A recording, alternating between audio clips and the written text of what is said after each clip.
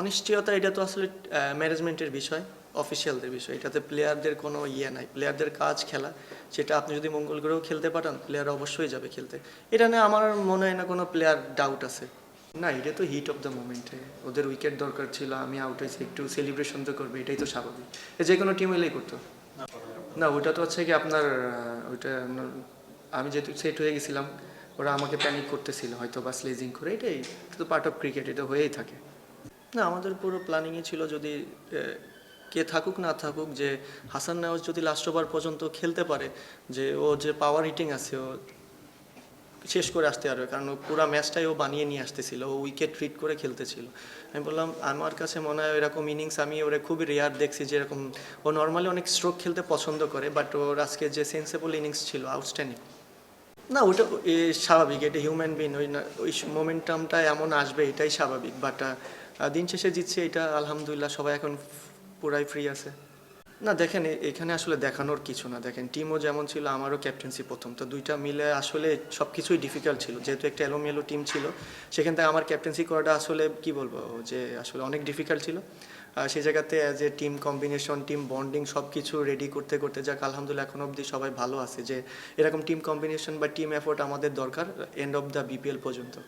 হ্যাঁ, আমাদের যতগুলো আমরা ম্যাচ খেলেছি এর ভিতর সবগুলাই কিন্তু আমাদের টপ অর্ডারটা পারফর্ম করেছে।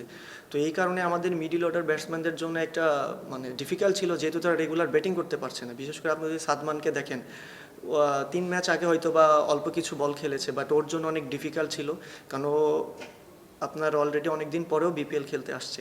তো ওভারঅল আমাদের আপনার ব্যাটসম্যান হিসেবে যদি রেগুলার ব্যাটিং না করেন, সেই ক্ষেত্রে সবার একটু প্যানিক তৈরি হয়। বাট সব সময় তো সব দিন ভালো খেলবে না, বাট আজ আজ যে সুযোগটা আসছিল, বাট ওটা মিস হয়ে গেছে। বাট মিডল অর্ডারের ভিতরে কিন্তু হাসান নাউজ আউটস্ট্যান্ডিং খেলছে, বাট কেউ না কেউ ক্লিক করতেছে, এটা আমাদের জন্য খুব ভালো সাইড।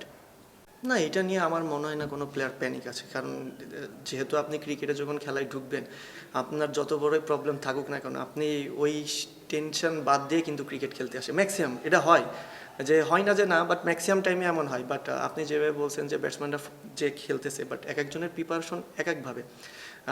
তারা হয়তো বা ভালো জানে তাদের কি করলে ভালো হবে, না করলে যে টিম এক একজন আছে তারা হয়তো বা ফাইন্ড আউট করতেছে যে কীভাবে কী করলে হইলে টিমের জন্য ভালো, আমাদের কারণ দিন শেষে আপনার ওয়ার্ল্ড কাপের একটা জায়গায় ব্যাটসম্যানদের পারফর্ম করাটা ইম্পর্টেন্ট এবং ফর্মে থাকাটাও ইম্পর্টেন্ট।